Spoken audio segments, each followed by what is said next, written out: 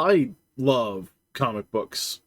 If it's not clear from the comic book podcast I had that is currently on hiatus, or the multiple videos I've made talking and discussing comic books here on this channel, there is something wonderful about the art form. Comic books just seem to be a perfect fusion of what I want. Great art, solid writing, and stories that can go in many weird directions. With the seeming lower budget needs of comics, you can get very experimental, much like many a classic novel. But with comics, it's not just the writing that can play with the ideas. It's also the art. Digital creative tools, painting, or even collage, and other visual art can all be used for this thing I love. Now, to some who aren't aware of the greater landscape of comics, when I say the eponymous word, they think of the big two, Marvel and DC. And you may see them as the only games in town. But there is a huge and wide-reaching realm of indie comics out there. But to just say they are indie, just because they're not part of the big two, may lead you to believe that these are small-time things.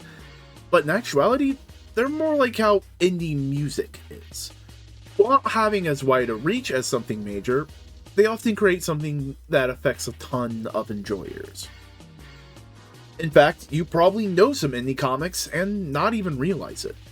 Take, for example, Teenage Mutant Ninja Turtles. Yes, they started as an independent comic book. There's also Hellboy, and several movies have been adapted from indie comics. They are an important and loved backbone of the American comic book industry.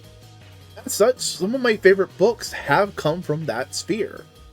Madman, Beneath the Trees Where Nobody Sees, Stillwater, and the subject of this video, Luther Strode.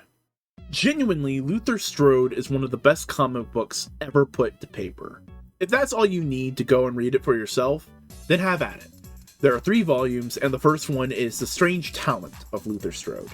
Next is Legend, and wraps up with Legacy. Go and read them, and you will not be disappointed. But for those that need a little bit more, I got you. So, do you know about Charles Atlas? If not, in an intro. In old comics, there would be ads selling you almost anything. D-monkeys, X-ray specs, any number of prank gadget, and so on. Well, one of the reoccurring ads was for a fitness program by Charles Atlas, promising you would get buff and get bathed. It was a simple resistive training guide, but it lodged itself in the DNA of comics. Well, the screen being of a guy named Luther Strode. Oh hey, I said that name before. Besides, he doesn't want to get pushed around anymore, so he gets one of these books. And it gets him jacked. And that's where our story begins. Rock solid little premise. You can see the possible themes at play. Accepting the self, toxic masculinity, the great power stuff, the whole shebang. But what really makes it sing is the writing that captures the awkward times of being a teenager, while still being fun and punchy. And the art that is some of the most expressive in the comic sphere, period. The writer, Justin Jordan, was not some unknown to the comic industry. He did a couple New 52 books, some horror stuff at a smattering of publishers, and a big one being the writer on Sideways, a recent DC teenage superhero. And if you're me, you're looking at this list and realizing just how perfectly lined up this is with Luther Strode. Treadmore, the penciler on this book, with colorist Felipe Sobraino, brings the book to life. And if you are confused at why the separation, that is a pretty common thing in American comic scene, with sometimes pencilers maintaining their inkers and colorists. In this comic's case, they handle the partnership beautifully. Trad's lines flow beautifully with the fighting and the muscles. And if you've seen any of his work like Silver Surfer Black or the Robbie Reyes Ghost Rider, you know what I mean. Meanwhile, Felipe adds a nice, grounded nature to the art. Not so much that the fantastical gets dimmed, but just enough. Because we need that layer of groundedness, this book takes so many big, wild swings, So many concepts that having this foundation to lean back onto really lets these fantastical elements shine brighter. Bouncing back and forth between the story's visceral violence and the regular life, this boy is leaning up, until the events of this comic, on the foundation of the art that bridges the gap, up until that bridge is no longer needed to exist.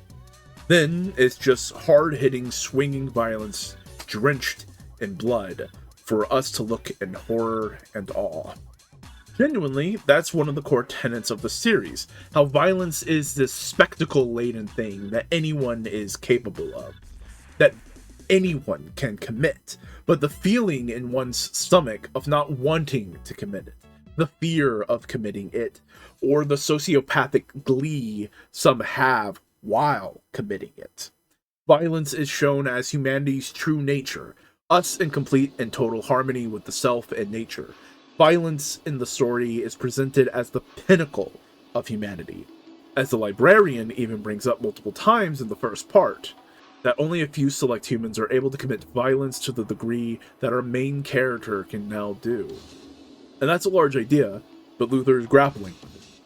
This onset focal point of violence, realizing just how strong he is and how much he can hurt those around him, shown in beautiful detail through what can only be described as meat vision. He sees through the skin and fatty tissues of a person down to their muscle and bone to see just what he can do to hurt them in the most extreme ways possible. And this scares the shit out of him. This is a boy who simply wanted to get stronger to impress a girl, beat off bullies, that kind of thing. Now this unimaginable power is in his hands and it frightens him. He's only a teenager. Should he be expected to know the responsibility needed to maintain this level of power? That's another thing the book tackles, is the superheroic. When he acquires these abilities, it is almost like he's brought into this unique special club. They attempt to and try to recruit him, but things don't play out the way anybody wants them to. Story playing in the same way that a young character would get super abilities and be welcomed into a grander superhero universe. Peter Parker to the Fantastic Four, any number of mutant to the X-Men, but this kind of unimaginable power, purely capable of committing violence to another human being, isn't heroic. It's something that the rest of the book will dive into. I don't want to call this another example of evil Superman, but it is an example of how power relates to people. The idea that power amplifies the person you already were. And ultimately, that is the story of our Luther. He is a kind boy raised by a single mother in a world that just kind of wants to push him down. Some men then come and tell him he's great and amazing, that he's not subject to the same rules as everyone else, and is encouraged to take that anger and frustration out on others, that it is his right by the power he acquires. And he says, fuck that. These thoughts are the sweet nothings to cover up the hurt the world inflicts.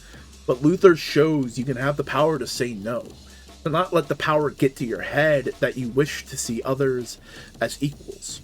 But those that give you sweet nothings are expecting the violence to come to their side and continue the cycle, and when that doesn't happen, they will just commit the violence themselves. They don't care.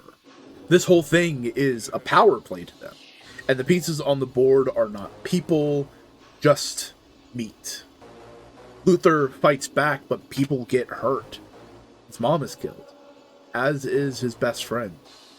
Because even though he rejects the full corruption of power, he still tipped the toe in. And a little bit of poison can still do damage. So he runs. After saving the day and beating the bad guys, he leaves, as to not hurt any more people that he cares about. But in a way, that is still what the librarian was wanting for Luther. To cut him away from the simple meat of humanity. By trying to save them in this misguided selflessness, he went further down a path of selfishness. But that is where we find our second part. Hello, one and all. May I interest you and an exclusive deal. For as little as $1 a month on Patreon, you can support me, Boingo Writer, and get exclusive podcasts, where I detail the updates to videos and the goings-on of my own mind. Exclusive ongoing videos where you get to hear my wonderful opinions on a variety of materials, such as Kamen Rider and Digimon. You may also find your own father's love in these very hallowed halls.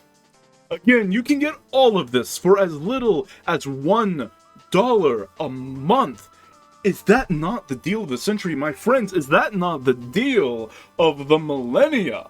Simple as you get so much from me, and all I ask of you is $1. In fact, you get not just what I have mentioned, but you will have your name spoken in these hallowed halls of videos created by me as Esconde. Again, as little as $1 a month, and you can get all of this. You know you want to. Sometime later, we find things have gone down the shitter. Our hero isolated himself, separated from community and society at large. Whether he believes he is a monster or it's to protect him from himself is up in the air. He has, however, been using his abilities to try and do some good. But when all you have is a hammer, everything looks like a nail.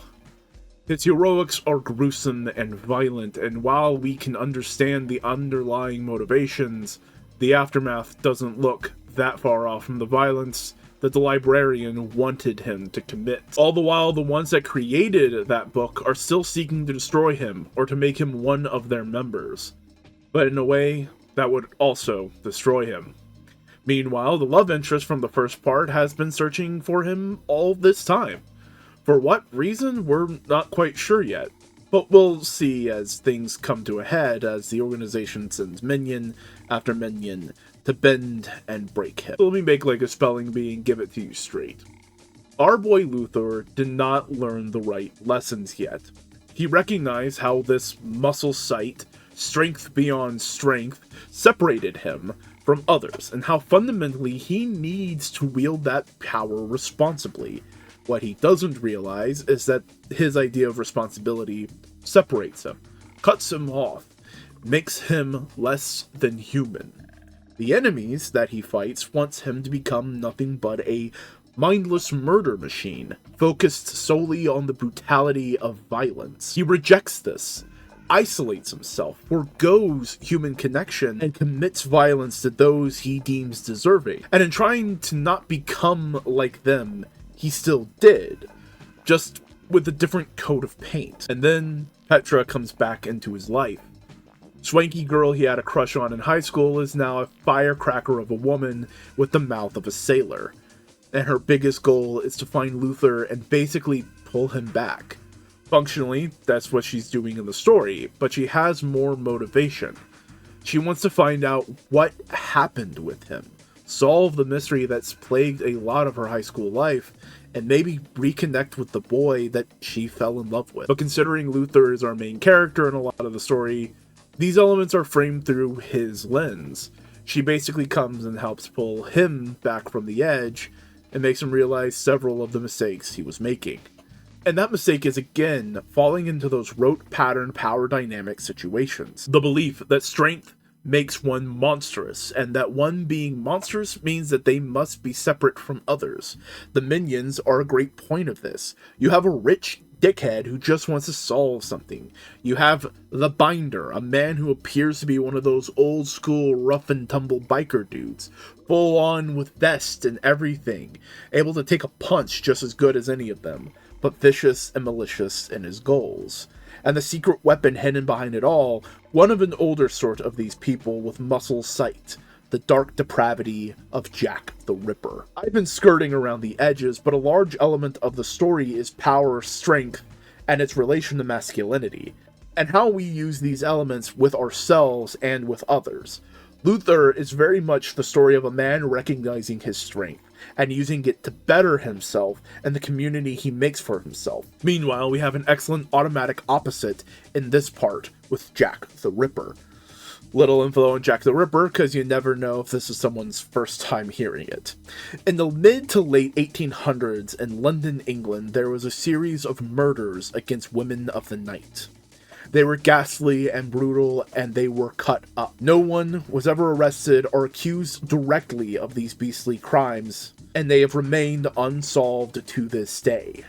However, the papers of the time did give the murderer the moniker Jack the Ripper. Jack has grown to be a symbol of violence and power over another, and in some ways the misogynistic violence that the patriarchy commits against women. You've been through this video long enough to accept academic terms, and what we find is our hero Luther fighting against this old symbol we have developed. And while fighting alone in isolation, he has a time of it, as he is fighting it physically, but not morally. He is able to take one down, but has trouble with Jack and realizes he can't do it alone, as others are there and need to be saved. So Luther trusts Petra to go save the civilians while he deals with the big giant threat. All the while, Jack is doing the obvious Jack the Ripper stuff, calling her a whore and a harlot. In a certain way, the symbolism is kind of the broadside of the barn. It's really obvious when you break it down like that. The threat is only subdued as well as he is because Luther starts to trust himself and rely on others. Whether that is a personal idea or if it's the breakdown of toxic masculinity he's inflicted on himself. Again, you've been through this much. Expect the academic terms. And if you really have a disagreement on the term toxic masculinity, think of it more like masculinity is a set of concepts. And if you overdose on any of them, it just becomes messy. By the end, Luther is able to overcome. Jack isn't. As we end this part of the story, we can only wonder what will happen to them next. Yes. The boy killed both of them. Jack I could do without, but the binder. He should have been better. The boy, Strode. He's coming for you. You know that, don't you? Yeah.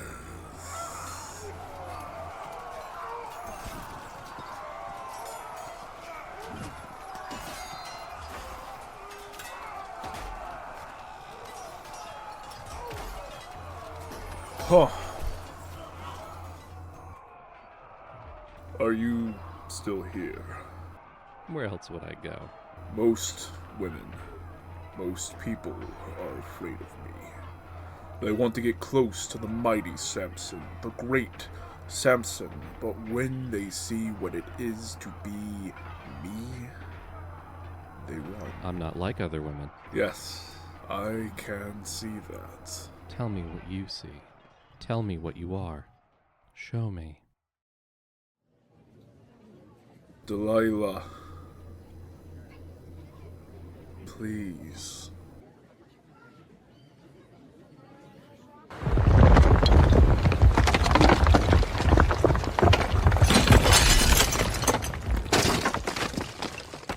Time passes, and Luther and Petra are on the run from the law.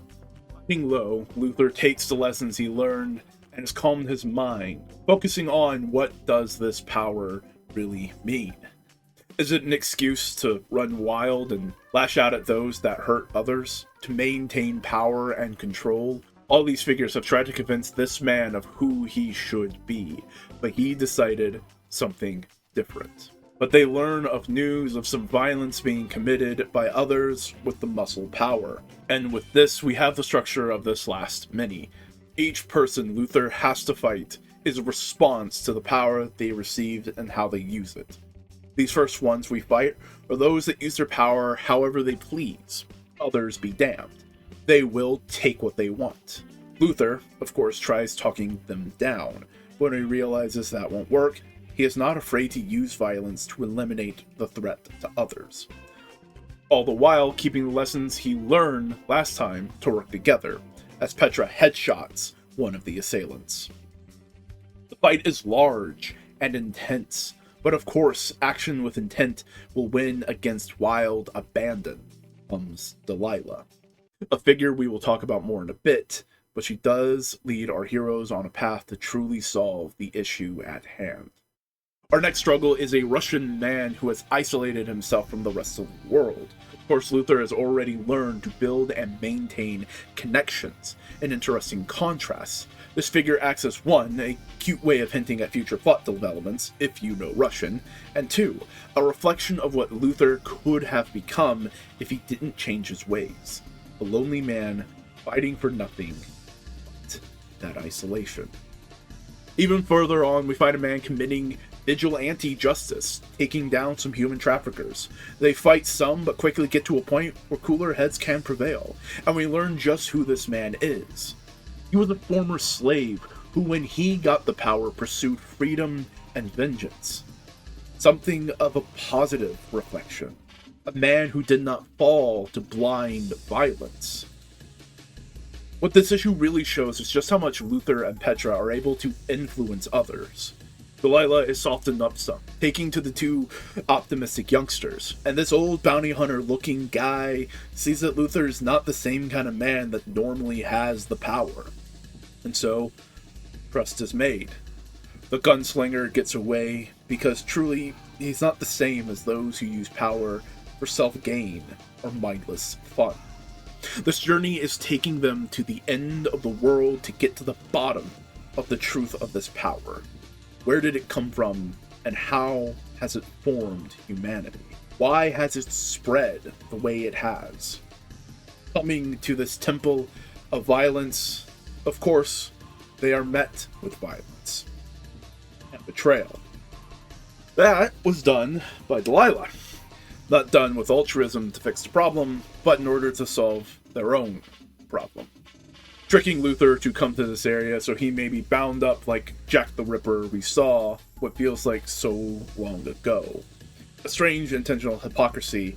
People that love the power worship at the feet of this power, but the minute someone is stronger than them, they are to be feared and locked away.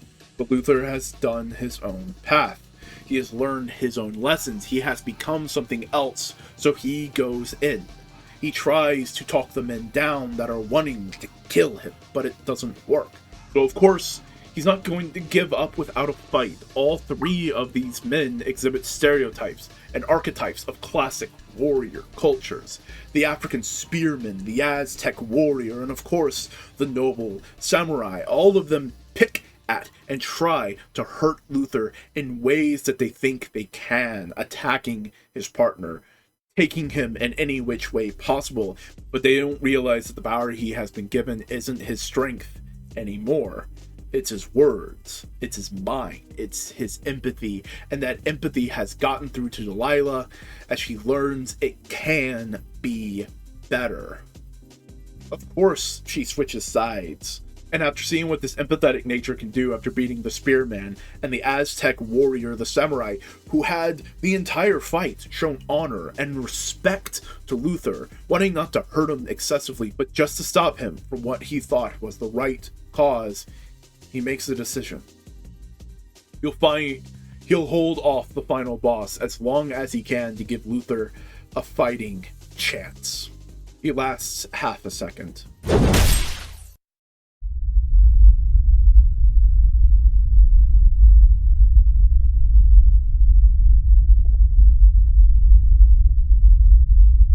And here's a pure epitome of everything our characters have been fighting. Abuse of power, toxic masculinity, the alienation of power, the alienation of self-isolation, and so on and so forth. Anger, all wrapped up in the entirety of a symbol that has long been a part of humanity. And if you were to believe a Bible, the first man to commit true violence. The first murderer. The biblical Cain. And thus we have the true ultimate showing of what the story is about. Cain, the epitome of violence and power, and Luther, who has been through this and came out the other side, understanding, compassionate, empathetic, and with people he cares about. Of course, someone who is willing to commit such violence has no regard for any others. So it becomes incredibly difficult for Luther to be able to hold anything of his own. The others try to help, but it's a little next to nothing. Luther, seeing the people he cares about being put in danger, he commits to solving the problem. He kills the ultimate killer. The interesting thing about this is he doesn't dwell on it. He's upset that it has to come this far, that Cain couldn't see the possibility of reason, couldn't come and learn and become better, but he does not regret his action. He grieves for a moment of what could have been, but his companions pick him up, all with a simple question: what to do now? There's bound to be other people who will see this possibility of violence and destruction in which to use it to harm others. So that's why they go and show them a better way. Luther Strode is a story of power dynamics. The dynamics of a high schooler wanting to be better and self-improve yourself and the pitfalls that you can fall into. The dynamics of the patriarchy and how some will view the feminine as inherently wrong and weak and attack it relentlessly, or ignore it in a fit of isolation. The dynamics of power and violence, how simply having more means that you are more capable of harming others. For all the while, it's shown repeatedly that the capability of these wrongs are just as capable of being used for right. Self-improvement as a way to lord it over someone is bad, but self-improvement for the sake of trying to be better is a good aspirational goal. Masculinity as a way to harm and degrade women is wrong, but masculinity of the self, of working on oneself through cultural patterns that you like, is perfectly reasonable. Having strength and power is not inherently wrong, it's simply how to use it. Luther Strode is one of my favorite comics of all time. Sometimes I read it purely for the art. Sometimes it's the characters that just get to me. The themes always ring when one takes a step back. We examine the self, the ones around us, and how we can always be better. One must imagine Sisyphus yoked.